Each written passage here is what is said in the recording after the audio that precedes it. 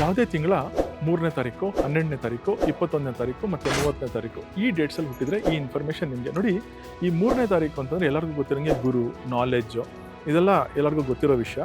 But ಒಂದು trigger ಮಾಡೋವಂಥ ವಿಷಯ ಏನು ಗುರುಗೆ ನೋಡಿ, ಯಾವಾಗಲೂ ಏನಂತಂದರೆ ಗುರುದು ಒಂದು ಪಾಸಿಟಿವ್ ಪಾಯಿಂಟ್ ಏನಂತಂದರೆ, ಬಿಕಾಸ್ ಅವ್ರು ತುಂಬ ನಾಲೆಜ್ ಇರೋದ್ರಿಂದ ಅವ್ರು ಯಾವುದೇ ಥರ ಮುಖವಾಡ ಹಾಕೊಂತಾರೆ.